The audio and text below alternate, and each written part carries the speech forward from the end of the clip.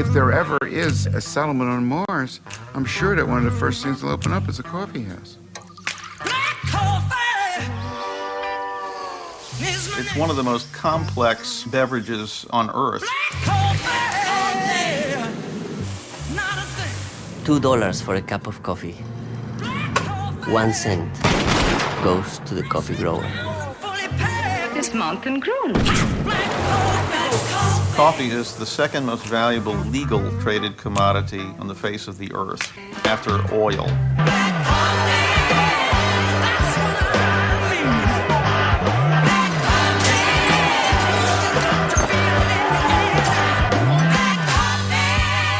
E preto pela cor do negro que deu toda essa riqueza para o seu patrão, né?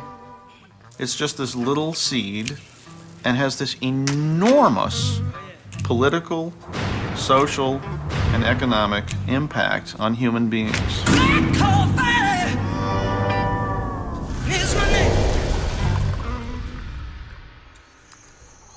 This is the epic story of a beverage that shares its birthplace with our earliest human ancestors.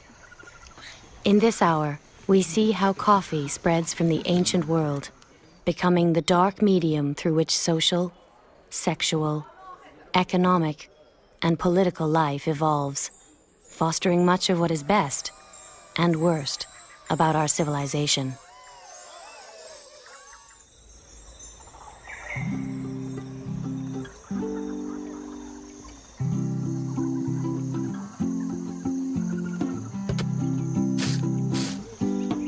From the hills of Ethiopia to the marinas of Seattle, people around the globe drink 500 billion cups of coffee a year, half of them at breakfast.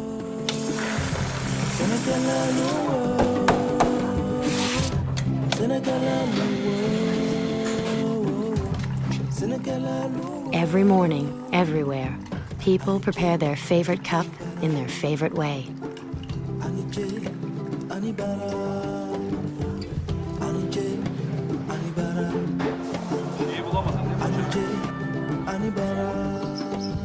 For sheer pleasure, few morning rituals rival a good cup of coffee. Coffee has been at the center of conversation for hundreds of years. Triple grande 2% latte?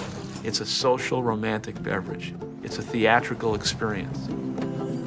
The experience of coffee alters cultures and lives every place it goes.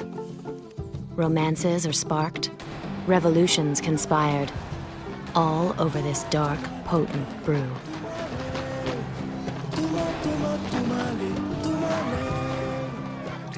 It is black and it is clearing our brain. So it produces light in our brain. Then it is something that went through fire and it has a certain hellish connotation. So there is some black magic associated with coffee. As the essential morning beverage, coffee delivers the largest dose of the world's most widely taken legal drug. If tomorrow coffee were suddenly withdrawn from the world and there were no such thing as coffee anymore, people would go frantic, for one thing. I mean, they would begin to go like this.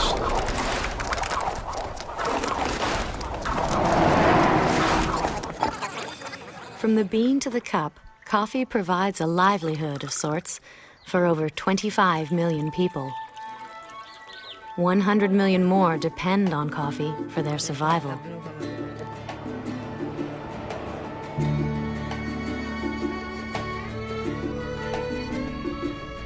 The story of coffee begins with a green bean, hidden in the red cherry of the coffee tree. Some call it magical. Others say it's evil. But no matter how jealously or greedily guarded, neither kings, nor merchants, nor priests could keep it from spreading around the earth. For sooner or later, everyone is seduced by the irresistible bean.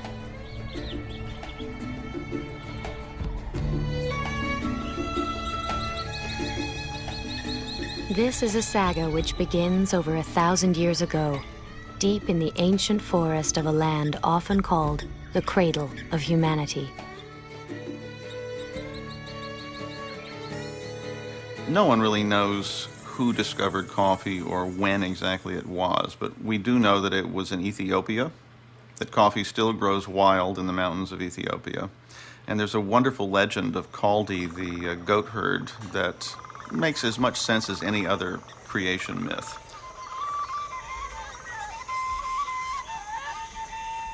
Isarraa kan ka'e nyaata sanirraa ka'e maaliif bunni kun maalirraa nama si'eessaa jechuurraa baramee kanaan bu'an jedhamtu immoo buqqisee sibiidhaan dhaabbadhaa wanni kun waan gaariidha waan fuulduratti barbaadamu jedhee han biyya dhaabsise isaanii han jedhu taarikii nan dhagaye. Ijoollee re'ee tiksitutu argee erga san immoo abbaa Jabar Baalbuu kan jedhamtu takka taattalee immoo biyya hundaafus akka faaffalee kan jedhe isaanii taarikii kan isaanii kanaan dabarsinaa. Bunni immoo har'a buna coocee kana fakkaatu hin jiru. Akka kana immoo hin arga ijoollee re'ee tiksitu jedhanii.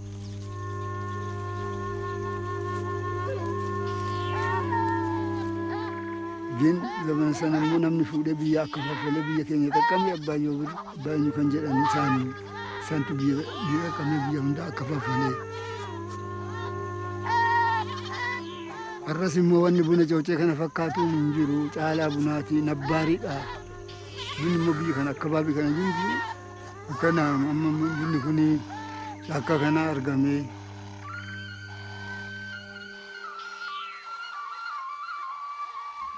Bunni immoo har'a buna coocee kana fakkaatu hin jiru bakka biraatiin argamu.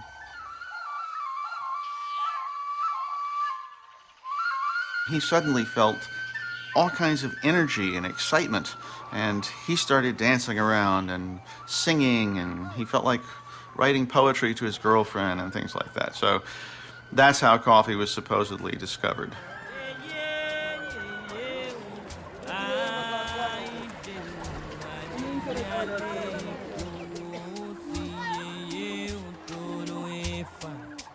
Ethiopians are the first to gather coffee growing wild in the forest.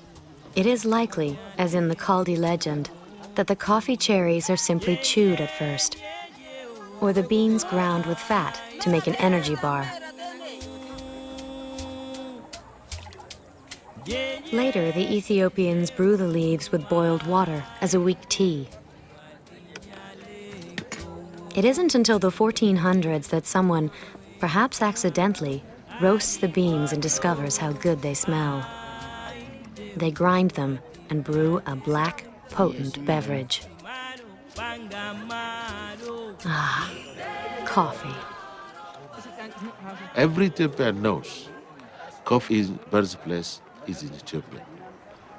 You know, Ethiopians are proud of the coffee. You know, from the not only coffee growing areas, all Ethiopians, they drink early morning coffee as a prestige. If you go to any Ethiopian house, they prepare coffee before any dish.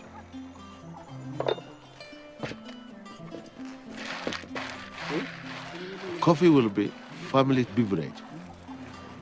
It brings friendship, kinship. The coffee is an heritage and a proud of Ethiopia's culture. Haji Muhammad's granddaughter prepares an elaborate coffee ceremony that is centuries old. Only the women of the house can roast the beans. When they begin to crackle, she ladles them on a metal plate to be blessed by the spirits of fertility and prosperity.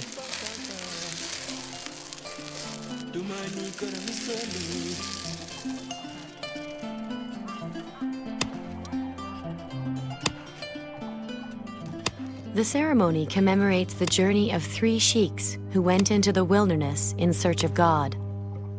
When they were nearly starving, it is said, God appeared and instructed them to grind coffee beans for food. There are always 3 servings of coffee to honor the 3 sheiks. The first round is called Abel, then Tona, and finally Baraka, which means the blessing.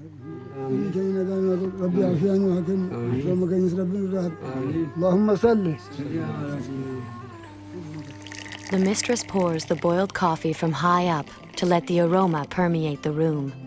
She adds a little sugar, or sometimes salt. The brew is thick and strong, with some of the grounds still floating in the cup.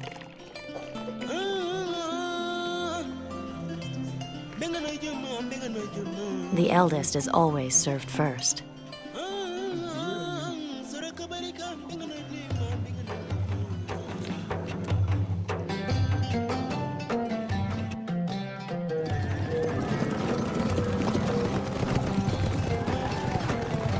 While the ancient Ethiopians revere their wild coffee, they cannot keep it to themselves.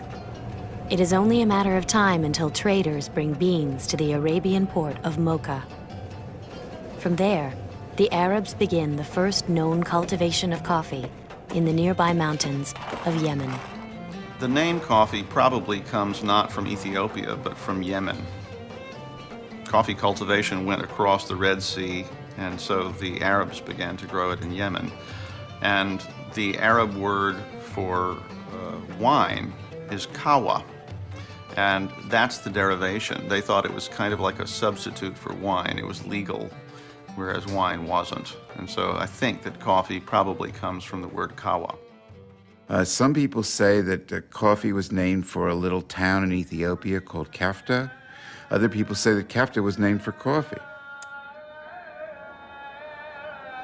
Some people say that it came from coffee's power to forestall sleep, and that it was an old word for something that puts off your desire for something.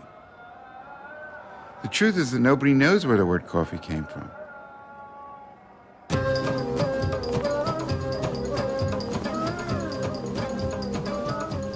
Forestalling their desire for sleep, the Sufis are better able to perform their ecstatic devotions. The invigorating potion enhances their swirling trances as they reach out to merge with the divine. Soon, the black brew spreads from temple to temple as a holy ceremonial drink. It was through the Sufis that coffee made its way through Arab society. See, the Sufis were of the laity. They came from all walks of life, and they used to meet at night to say their prayers. Then they'd go back home and they'd go to their jobs and so on. Well, they brought the knowledge of coffee back with them.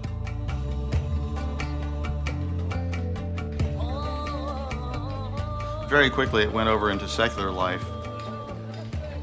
Very wealthy people would have entire rooms devoted to coffee drinking, and became the social thing that you did when somebody came over.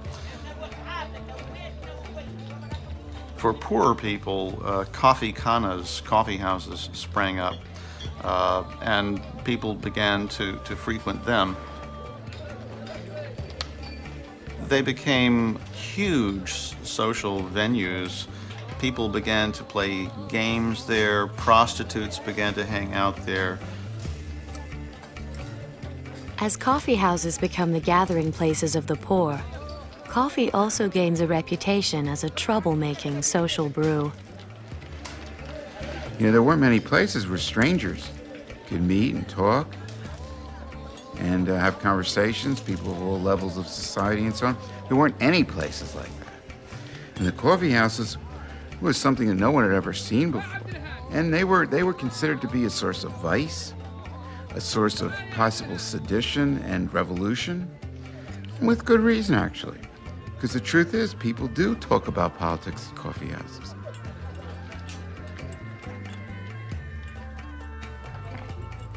In 1511, the governor of Mecca, whose name was Khair Beg, heard that people were doing lewd and terrible things in the coffee houses, but worse than that, they were saying bad and funny things about him. They were making up satirical verses about him. So he decided that he would ban the coffee houses. People come there, they carry on, they mix with other people, they get involved in treason. But the worst thing is, they're drinking coffee. And coffee is a drug, it's an intoxicant. Well, the Quran prohibits the use of intoxicants. This is a very serious matter in the Muslim religion. In fact, the penalty for using intoxicants is execution. And he tried to ban the coffee houses. However, the Sultan of Cairo, who was his boss, who loved coffee, and it was being served in Cairo. When he heard about this, he reversed the order. Disputes among the ruling classes about the disreputable coffee houses only adds to the popularity of the irresistible bean.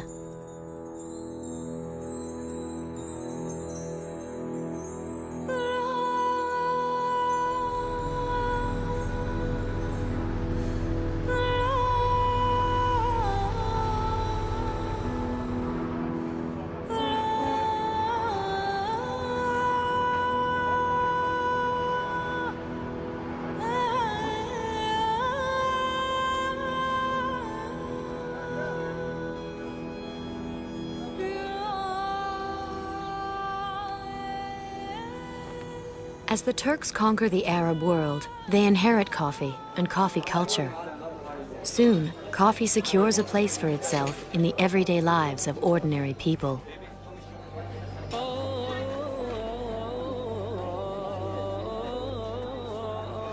And although coffee is still enjoyed in many domestic rituals, Turkish men come to prefer the public coffee houses.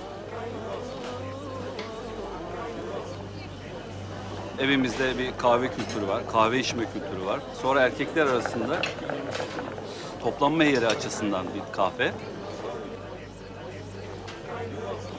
İlk başlarda böyle namaz aralarında bir soluklanmak, bir vakit geçirmek amaçlı, sohbet etmek amaçlı. Oraya genelde Türk entelektüelleri, yazarlar, şairler, edebiyatçılar gidiyorlar. Orada sohbet ediyorlar. Çeşitli tartışmalar yapılıyor. Hatta bugün ankormanların televizyonlarda bildiğiniz üzere günlük gazeteler okurlar ve yorumlar yaparlar. İşte o zamanlar insanların tartıştığı, bilgi alışveriş içinde bulundukları bir yer olarak biliniyor. Kahve ve kahvehane özellikle insanların sohbet edip tartışmaları için, bir araya gelmeleri için çok önemli bir yer. Kahve de bunun için çok önemli bir araç.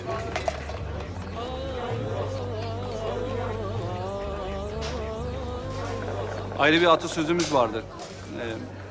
Gönül ne kahve ister ne kahvehane, gönül dostu ister kahve bahane. Coffee has always been important for both the men and women in Turkey. But with the strict separation of the sexes, women have long been forbidden in the coffee houses. The women of the Sultan's harem drink coffee in an atmosphere of languorous sensuality.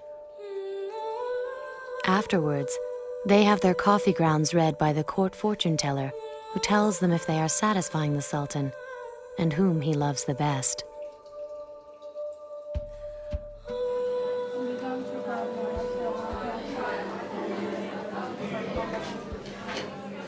Even today, a young woman can still have her future divined in the grounds of her cup. Kahve bizim kültürümüzde önemli bir yeri vardır, kahve falı ve kahvenin. Örneğin bir genç kız evlenmeyi düşündüğü, evlilik çağındaki bir genç kız öncelikle görücü olarak gelen kişilere, kendisini görmeye gelen kişiler için niyetini belirten bir ifadeyle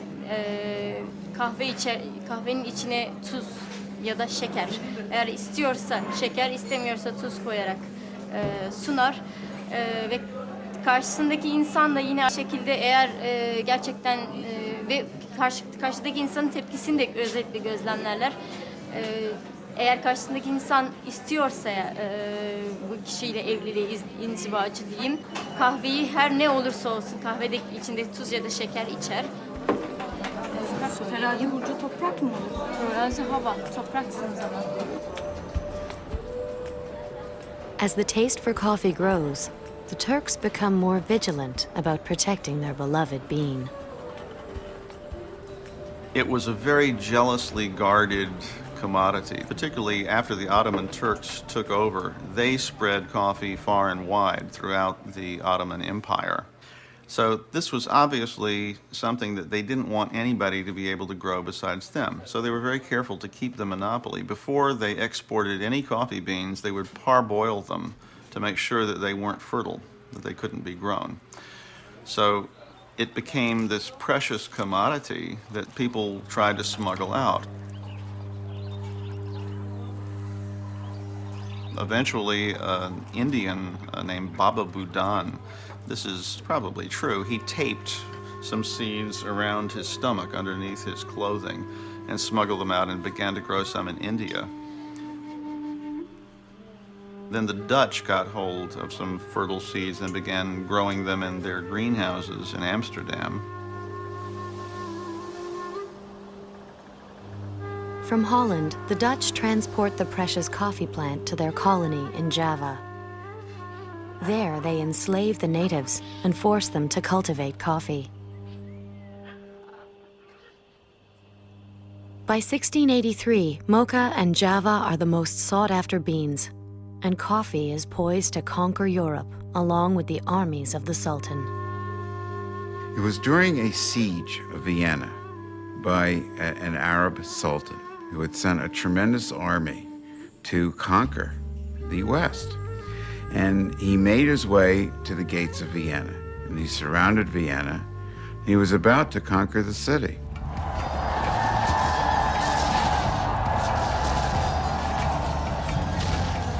All of Europe was in the balance. They were trying to figure out who they could send to try to get some sort of reinforcements. There was a Pole named Franz George Kolschitsky who had lived in Arab lands and who spoke the language. So he dressed up as an Arab. He snuck out through the lines, delivered a message to the French troops that they needed help. The French came, they defeated the Arabs, and the Arabs fled. In their haste, they left behind their bags of unroasted coffee. Nobody knew what they were. They thought they were camel fodder, so they were burning them. Kolschitsky smelled it, and he said, "Oh, that's coffee. Don't burn that. I'll take it if nobody else wants it." Having lived among the Turks, Kolschitsky knows the rudiments of roasting and brewing coffee. He soon opens the Blue Bottle, Vienna's first coffee house. Like the Turks, he adds sugar to sweeten the cup. People in Vienna didn't like the grounds in the bottom, so they started to filter it. And they didn't like the raw taste of just plain coffee, so they started adding milk to it. And it's the way that we have it today. Cheese. Chin chin.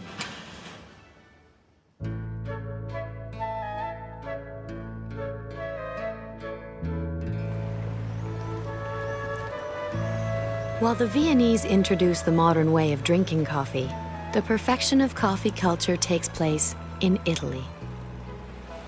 But wherever it appears, there is also resistance to the exotic new beverage. For some reason, coffee arrived in Europe with negative connotations about it. It was almost as if there was an advance warning coming. Something bad is coming, which everybody's going to like. The Turkish men went to coffee houses where they drank coffee without women. They also went to bathhouses without women, and some of the Turkish regiments had homosexuals in them. And consequently, the connection of coffee as the Turks drink meant that there was an association that coffee made you effeminate. And that was an attitude that was brought over to Venice. So there was a whole lot of ideas which stuck in people's minds because largely the whole Muslim world was closed off to the West.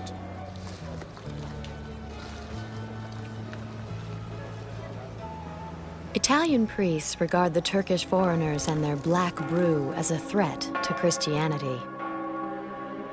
They petition Clement VIII to ban the evil Muslim practice of drinking coffee. But when the Pope tastes it, he reputedly finds the drink so delicious, he decides to baptize it instead. Soon, more and more contact is being made as the Turks begin to trade with Venice. Tramite questi mercanteggi Venezia offriva qualcosa e la Turchia logicamente contraccambiava con il caffè. È stata presa con un po' di scetticismo all'inizio dai veneziani e poi dopo l'apertura del Florian nel 1720, che è stato praticamente il primo caffè che è stato aperto qui a Venezia, un po' alla volta i veneziani sono abituati a questo caffè. I 30 anni successivi credo siano stati aperti più di 200 caffè qui a Venezia. C'era il caffè per le persone borghesi, diciamo, e anche per i ricchi, insomma. Il Florian era uno di questi, per gente ricca, ecco.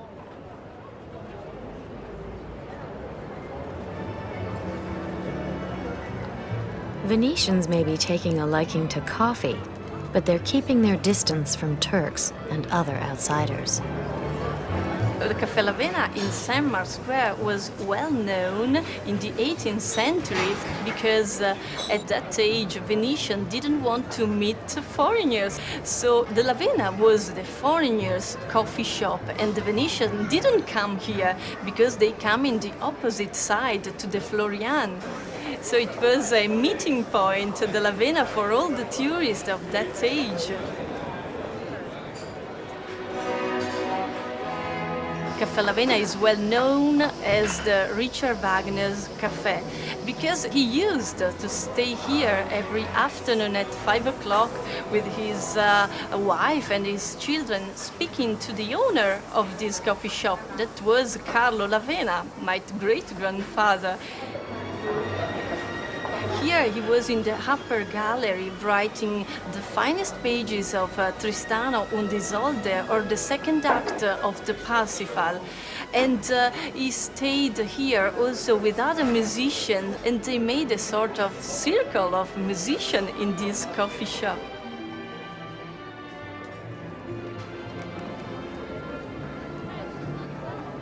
The German Richard Wagner composes at the Lavena, while the Italian Giuseppe Verdi composes at the Florian.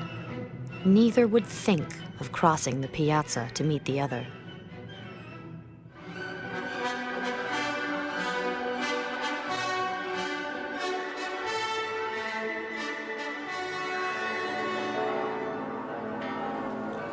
As Wagner and Verdi battle musically, others are dreaming of love, and coffee is their elixir.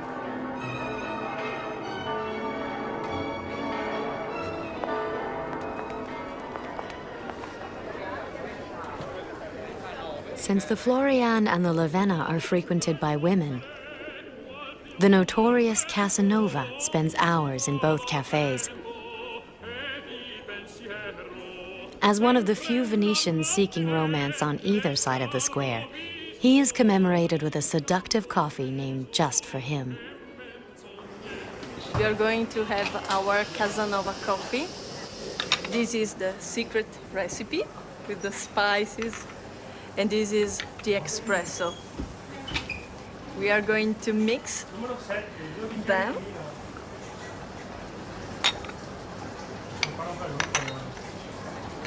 And to put on the top the whipped cream.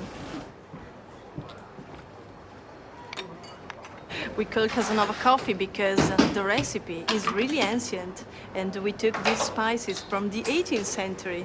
So if you go and test this kind of coffee, the mix is really incredible.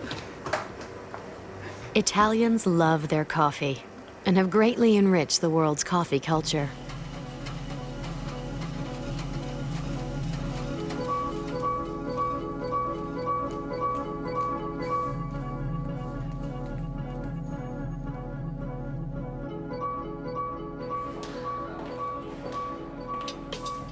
At Ili Cafe in Trieste, baristas learn the art of presenting the most delightful cup.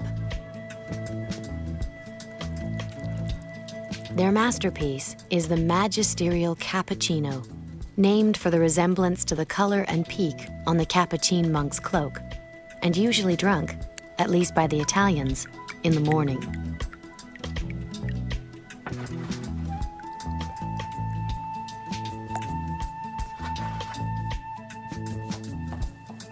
Ernesto Ili, the grand old man of Italian coffee, knows how far the cup has come from its ancient methods of preparation. Other Europeans have developed many different systems to make their coffee, but for impatient Italians, they all take too long. The Napolitan people are impatient. And one guy had a friend in Milano and said, listen, can you make it a little faster? I have to wait 6-8 minutes to have my cup of coffee. Put some pressure on top.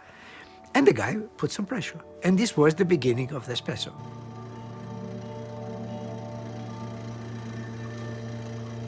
The espresso that is so strong in taste, in aroma, and in the body is weak in caffeine because you do not have time to extract all the caffeine that is in the ground coffee. The art of an espresso is to stop extracting when all the good stuff is in the cup and all the bad remains to be thrown away. And this means approximately 1.5 ounces.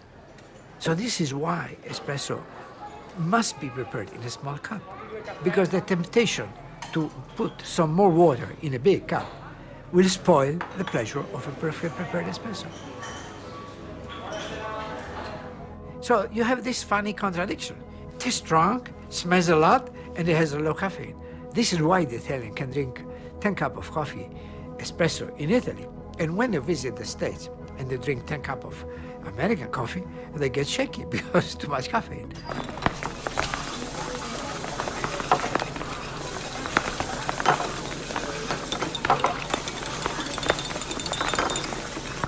When you want to be stimulated, you want to have your sympathetic system bright and powerful, you take an amphetamine, but no relaxation. If you want to be relaxed, you have a glass of wine, but no alertness. Only coffee produces alertness and relaxation, and this is what makes coffee so magic. I understand that people were feeling coffee to be magic, because it is really magic.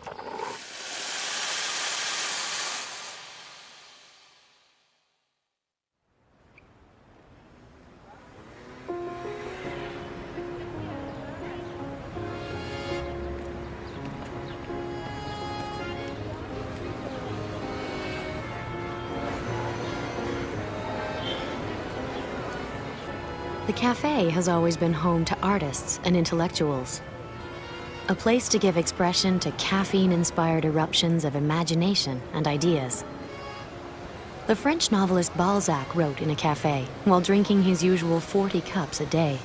Sparks shoot all the way to the brain, he said about coffee, and the cavalry of metaphor deploys with a magnificent gallop.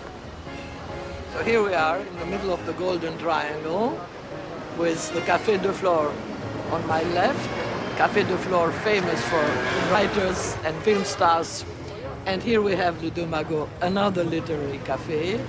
Usually the same kind of thing, writers, philosophers. Behind me, you have Brasserie Lippe, which is specialized in politicians, chiefs of state, and film stars. The French, who are now very famous for coffee, were somewhat late, but still in the late 1600s, the Turkish Sultan, who was the ambassador to Paris, set this craze going for all things Arab. So all the French people would dress up with little head things, and they would lie around on their pillows, and they would drink coffee. And so coffee took Paris by storm.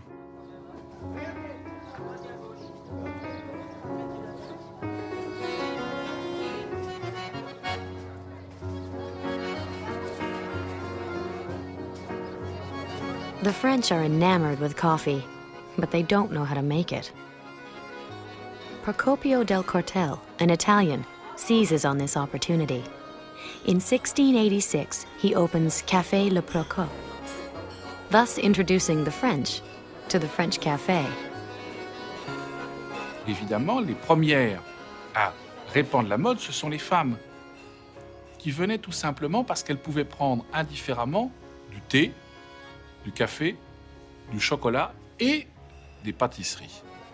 Et notamment, ce que l'on avait apporté, là encore de Turquie, les premiers croissants. Pourquoi croissants? Parce que comme le croissant, les Turcs battus à Vienne. D'autre part, le café est réputé aphrodisiaque pour les hommes. Et donc, ici, là non plus c'est pas vrai, mais c'est pas grave. Le café, c'est une boisson de femme, et donc, c'est assez logique, le café va être défendu par les femmes contre le vin, qui lui est réputé assoupir les performances masculines. Il venait aussi bien des femmes chic, de la haute société, d'aristocratie, que des gens qui venaient voir ce qui se passait, l'endroit à la mode. Et évidemment des hommes, puisqu'il y avait des jolies femmes.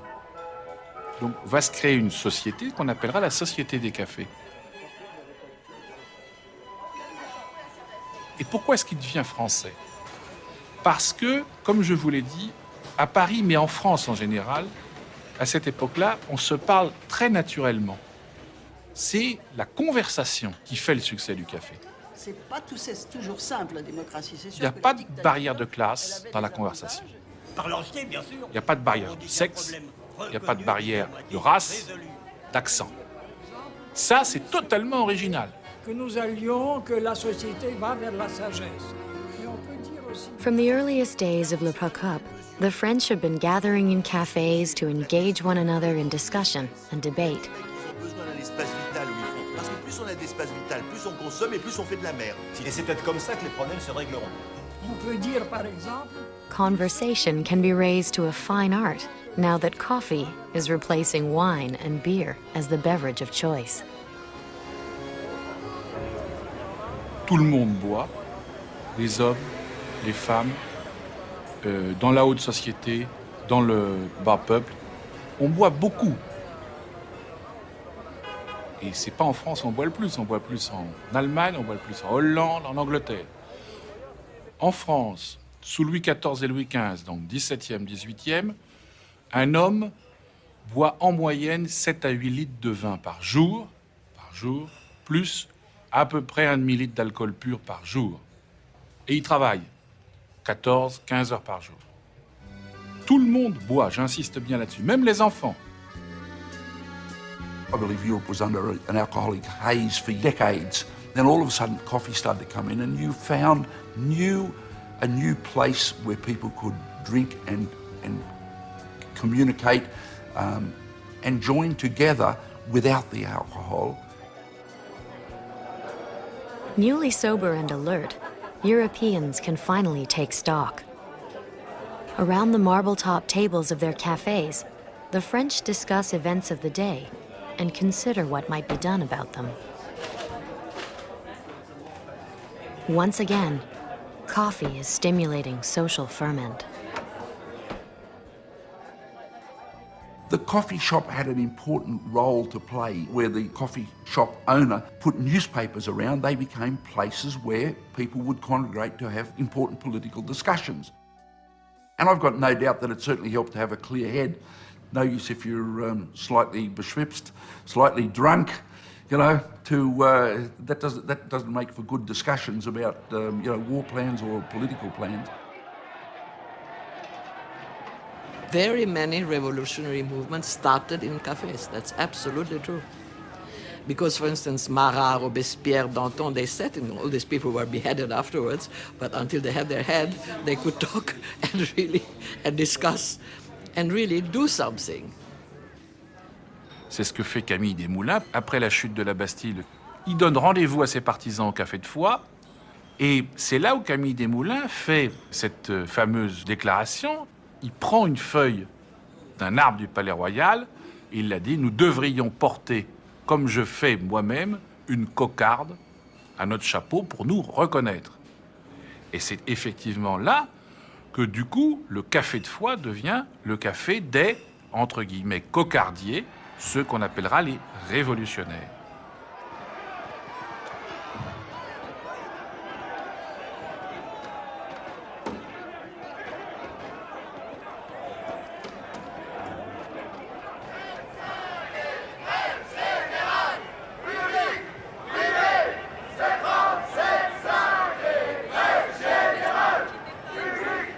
The revolutionary tradition of cafes lives on in the ideals and passionate intensity of new generations, as does the tradition of cafes as the setting for great love affairs.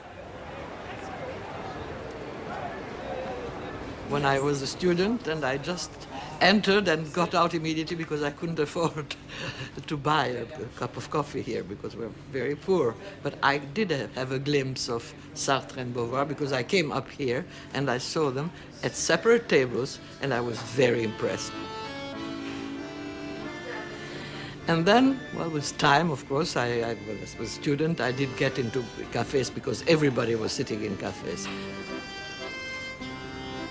The cafe as an institution is like a living theater. You go to a cafe to look, to be looked at, to pick up a woman or a man according to what you want. It belongs to this kind of tradition. To go to the loo, to buy some cigarettes if you smoke, if you still smoke, and just to be surrounded by people. Really, in this very close society of ours and everything, you can start a conversation in a cafe.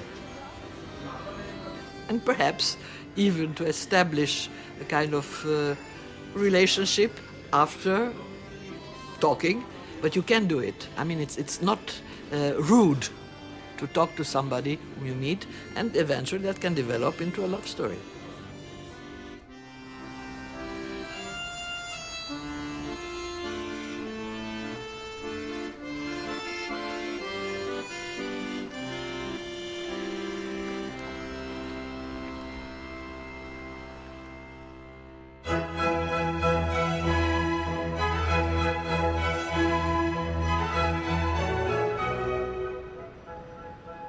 Although there are many who claim to have opened the first coffee house in Europe, it is actually a Jewish immigrant from Lebanon who deserves the honor for opening the Angel in, of all places, England. Nowhere else does the coffee house have the effect of a liquid torrent pouring over the country. It was the British, oddly enough, because we think of them as being tea drinkers primarily, but they became the big coffee drinkers. By 1700, there were 2,000 coffee houses in London alone, and every single coffee house had its specialty.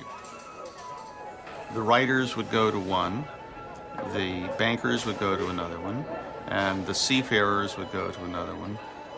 It was this ferment of intellects. They were called penny universities because for a penny you could get a cup of coffee and you could have these fantastic conversations.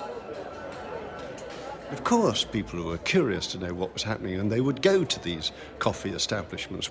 And indeed, people wanted to get away from the pubs because you could actually go into a coffee house, and without alcohol, you could actually work through your what you were doing, your business, and so the coffee houses became the kingpin on which the social and the commercial life of London, the City of London, revolved.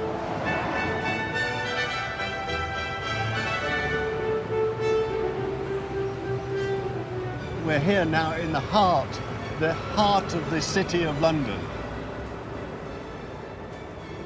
Castle Court, it's no more than 1, 2, 3, it's less than 4 feet wide. All of a sudden it's oozing atmosphere and almost being carried back 300 years. And now the Holy of Holies, this is the corner site of the Jamaica Coffee House. This is the site where Pascal Rosé started his first London coffee business in 1652. Pascal Rosé was set up in business by his boss, who had these trading connections with Turkey. He brought the coffee back, was making it in his home, and he had so many guests, so many people loved this aroma of coffee, roasted ground coffee. So he set up his servant, saying, well, you better start a trend in the city. And so this is where he did it.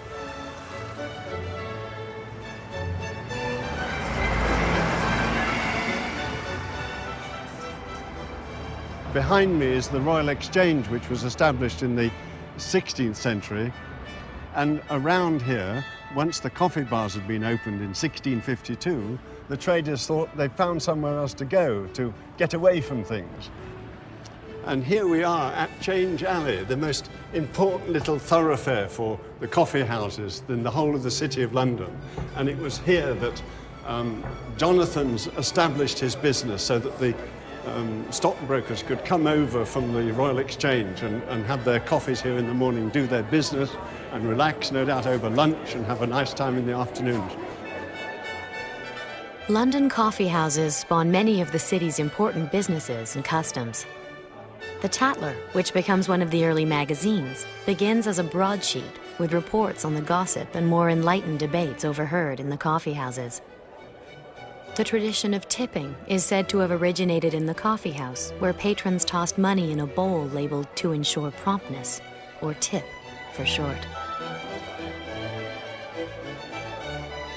Edward Lloyd's insurance business starts out as a coffee house on Lombard Street, catering to seafarers and merchants.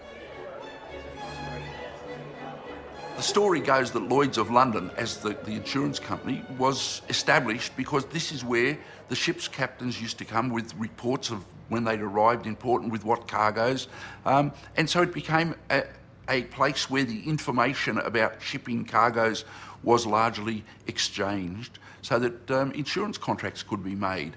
Lloyd's Insurance, when they moved up from the Royal Exchange area, came here and they built this lovely facade, which was this opening for the new Lloyd's building.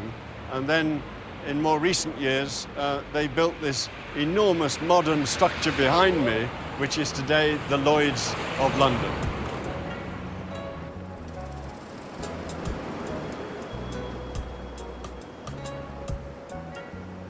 London's social and commercial life has always been a man's world. In the past, women were not even allowed inside coffee houses, unless they worked there. As in Paris, the women of 17th century London associate coffee with sex. But unlike the women of Paris, British ladies, excluded from the coffee houses, have a very different idea of the relationship. There was an idea that coffee was bad for sex. It made men very weak when it came to sex, etc. So that all these funny ideas came and they were interpreted and misinterpreted wherever they went. So that by the time that coffee arrived in England, and you must remember England was a very wealthy place at the time, there was an idea around that coffee really was bad for sexual activity. And we can see that in the very first pamphlets put out by the ladies of London in a thing called the Maiden's Complaint. Which, among other things, said, when they come home, our gallants have nothing moist but their noses, nothing stiff but their joints, and nothing standing but their ears. So it was very funny. The men wrote a response to this, by the way, where they said that that wasn't true, that coffee, in fact, added a spiritual essency to the sperm and made them much better lovers.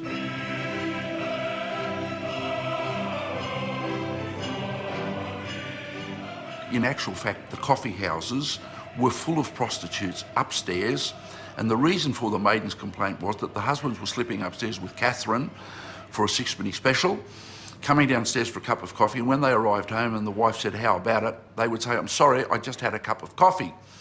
And so that's where the problem started. And of course it continued in a folkloric manner from mother to daughter, this is what coffee does to you, etc. The women never did get into the coffee houses. What eventually happened was that the coffee houses became private men's clubs, and there were public tea rooms beginning in the early 1700s where women and children could go. And so tea took over from coffee for a variety of reasons. There was this taste for tea, and of course people would talk about the latest fashion for tea. Tea becomes not only more sociable and democratic, it is cheaper and simpler to make. And the British, not known for their culinary skills in any case, never really learned to make a good cup of coffee. Coffee was also much more difficult to make. You had to roast the coffee grounds, you then had to grind or pulverize the coffee grounds in some way, and then you had to make it. Now, coffee making isn't therefore an easy thing to make, but the coffee house proprietors said, look, just a minute, this tea leaf, you don't have to roast it. It's already there. All we've got to do is put it in the pot, add the water, and hey presto, we've got a drink which is absolutely marvelous. And suddenly tea became very, very popular. The women liked tea. You had this introduction of the afternoon tea, and the charm and the courtesy and the culture of tea was a very nice, enjoyable experience. And it was the one time of the day when the women knew that they could talk to their children, so it was a family thing. And the imports of tea rose dramatically, and then there was profit to be made in tea. There was the British East India Company, which had a monopoly on tea from China, and that they wanted to sell that. So by the end of the 1700s, England had become primarily a tea-drinking country. And so tea became well and truly established. We forgot all about coffee.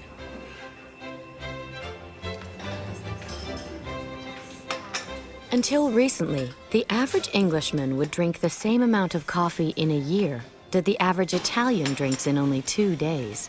For the rest of the time, it's time for tea. What a pleasure it is to make tea, and what a pleasure it is to drink it. Nectar. As the British trade in tea grows, so does the continent's taste for coffee. In 1700, Europeans are consuming 500,000 pounds of coffee. 100 years later, their consumption has grown to 100 million. And the French are eager to expand their trade. The opportunity comes when a young French lieutenant charms a royal mistress. Initially, Lieutenant de Clieu was able to get hold of one coffee plant from the French hothouse, which was owned by the king, by seducing one of the king's mistresses, and she gave him the coffee plant.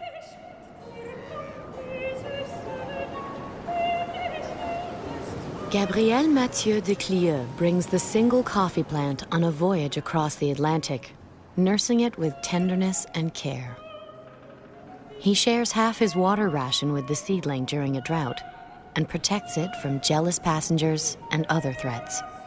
There was an evil Dutchman aboard who ripped off one of the leaves of his plant because he didn't want him, the Frenchman, to bring the plant over. There were pirates who attacked the ship, and he had to protect his coffee plant against the pirates. There was a big storm.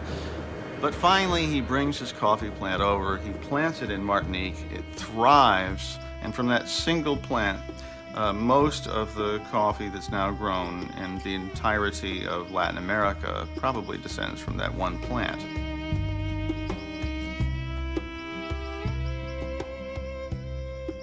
But just as the desire for coffee stimulates the age of reason and democracy, it also imposes colonialism in the Americas. The French, like other European nations, established large slave-run plantations to cultivate the precious bean. After de Clieu brought the coffee tree to Martinique, it spread, particularly in French-owned islands, and one of them was named San Domingo, which is now Haiti.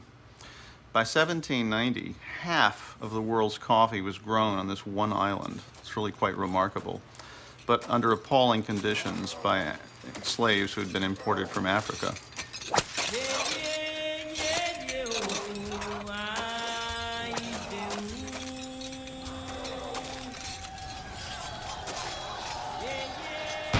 In 1791, they revolted. The first thing they did was to destroy all the sugar and the coffee plantations. And as a result of this, Haiti has been the poorest country in the Western Hemisphere. The slave struggle lasts for 12 years. In a vain attempt to regain Haiti, Napoleon deploys his troops. But they cannot suppress the uprising. It is the largest successful slave revolt in history. When Napoleon learns of his troops' defeat, he exclaims in fury, "Damn colonies, damn coffee." It's ironic that the reason the slaves revolted in 1791 was that 2 years before, the French Revolution had begun, And in large part, the French Revolution had been planned in coffee houses, and coffee had been one of the germs for it, getting people to think and plot the revolt. So coffee, at the same time, was revolutionizing Europe, but also the slaves were revolting against the way they were being forced to grow it.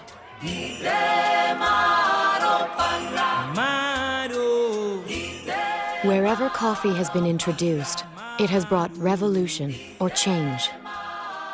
Coffee, which has given so much pleasure to Europe, will bring enormous pain to Africa, where it comes from, and the colonies, where it's going.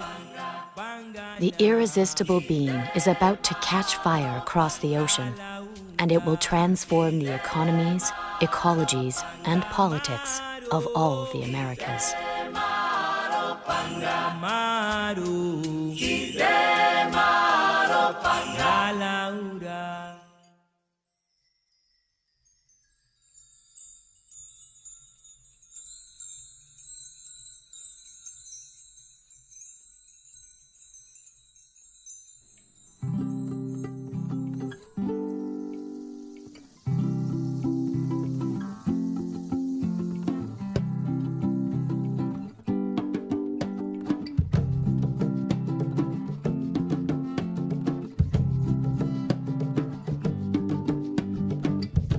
Senekala luwo,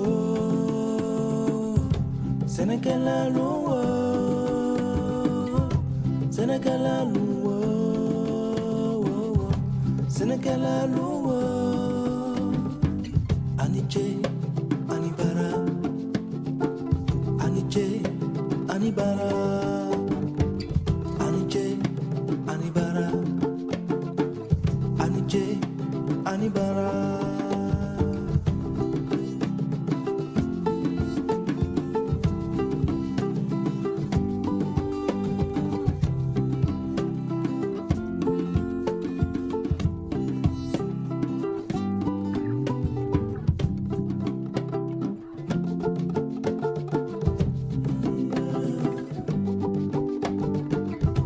Senekala luwo.